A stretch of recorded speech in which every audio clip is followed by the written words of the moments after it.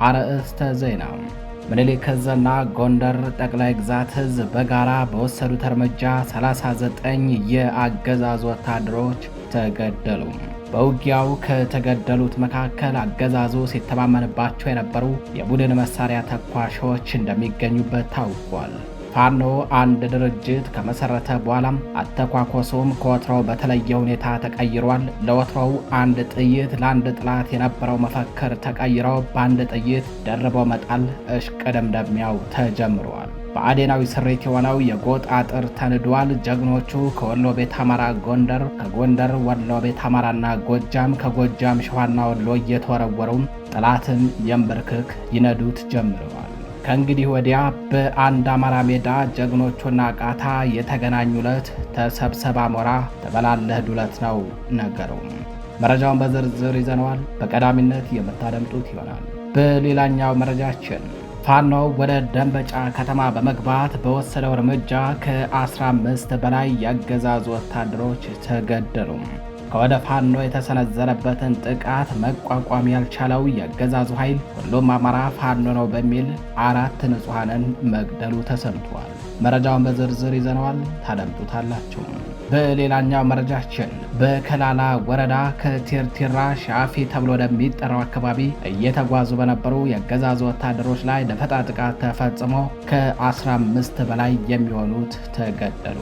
ጥቃቱ እጅግ ፈጣንና አደገኛ ነበር የተባለ ሲሆን ከመከላከያ ሰራዊትና ከሚሊሻ በድምሩ 2 ጓድ ሙሉ ወታደሮች ተገድለዋል።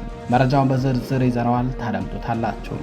በሌላኛው መረጃችን የሚሊሻ ስምሪት ኃላፊው ከነአጃቢዎቹ ፋኖን ተቀላቀለም። የአማራ ፋኖ ብሔራዊ ንቅናቄ መመስረቱን ተከትሎ ብአዴን ስልጣኔን ያስጠብቁልኛል በሚል ያደራጃቸው የሚሊሻና የአድማ ብተና ኃይሎች እየተናዱ ፋኖን ይቀላቀሉ ይዘዋል። መረጃውን በዝርዝር ይዘነዋል፣ ታደምጡታላችሁ። ሰላም ጤና ይስጥልኝ። የተከበራችሁ የመረብ ሚዲያ ቤተሰቦች እንደምን ዋላችሁ፣ እንደምን አመሻችሁ። ከመረብ ሚዲያ የዛሬ ጥር 25 2018 ዓ.ም የምሽት መረጃዎችን ይዘናል። አብራችሁን ቆዩ።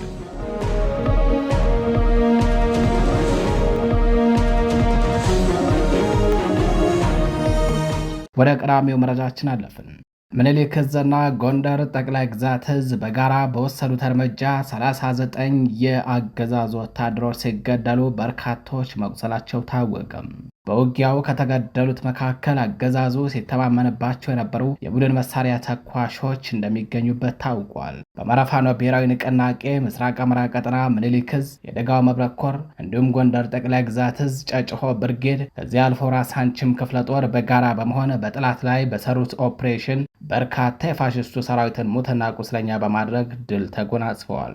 ዛሬ ጥር 25 2018 ዓ.ም በተደረገ የተጠና የጋራ ኦፕሬሽን ድሽቃና ብሬን ተኳሾችን ጨምሮ 9 የሚኒሻ፣ 13 የአድማ ብተና እንዲሁም 17 የመከላከያ ሰራዊት አባላት በድምሩ 39 የአገዛዙ እግረኛ ወታደሮች ሲገደሉ በርካቶች ቆስለው በበርካታ ተሽከርካሪ ተጭነው ወደ መቄት ገረገራ ተወስደዋል።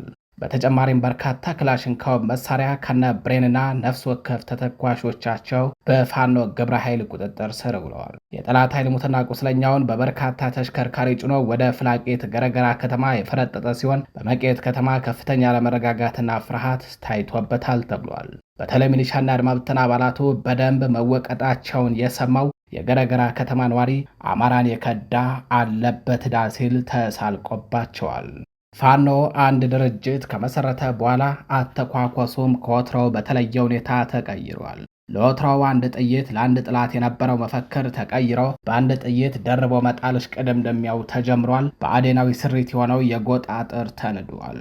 ጀግኖቹ ከወሎ ቤት አማራ ጎንደር፣ ከጎንደር ወሎ ቤት አማራና ጎጃም፣ ከጎጃም ሸዋና ወሎ ቤት አማራ ጥላትን የንብርክክ ይነዱት ጀምረዋል።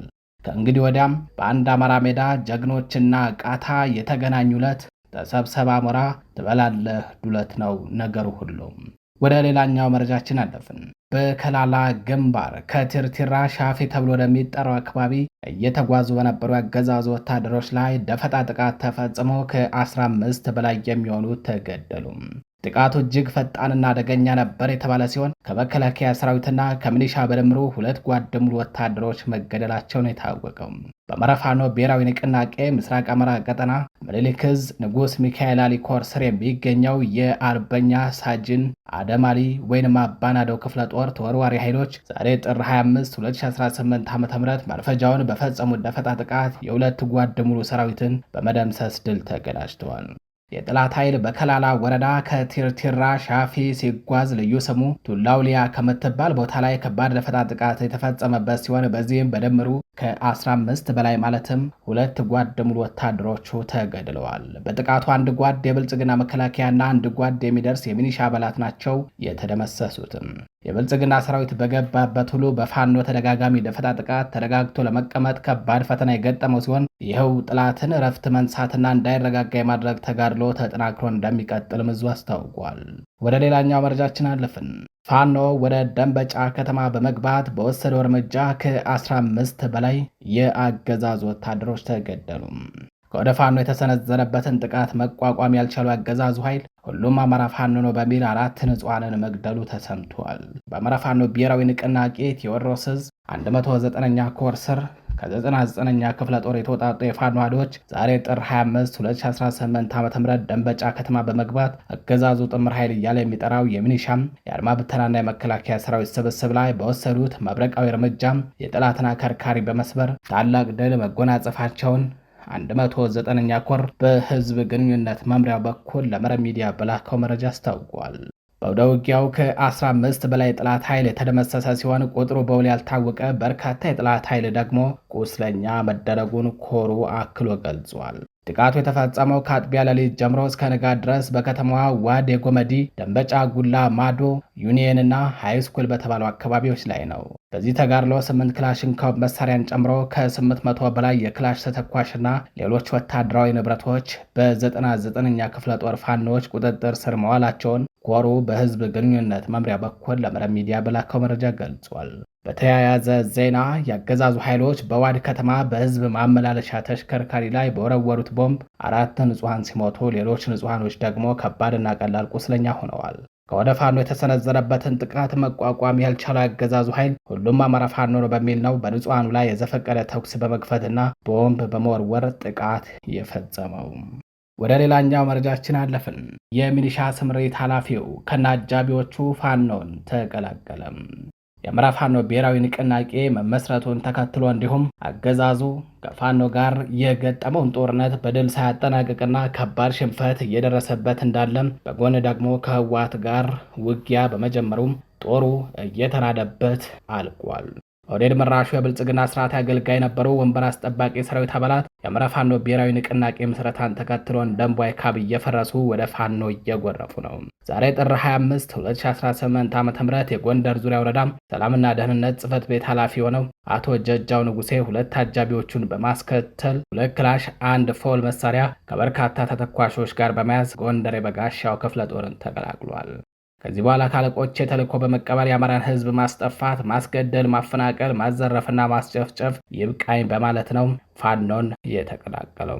የሚሊሻ ስምሪት ኃላፊው ከምድረ ገጽ እንዲጠፋ ከተፈረደበት የአማራ ህዝብ ጎን ቆሜ ህልውናውን ለማስከበር ውድ ህይወቴን እስከ መክፈል የደረሰ ትግል አደርጋለሁ በሚል ነው በአማራ ፋኖ ብሔራዊ ንቅናቄ በላይ ዘለቀ ዕዝ ጎንደር የበጋሻው ክፍለ ጦር ስር ዳግማዊ ቴዎድሮስ ብርጌድን የተቀላቀለው።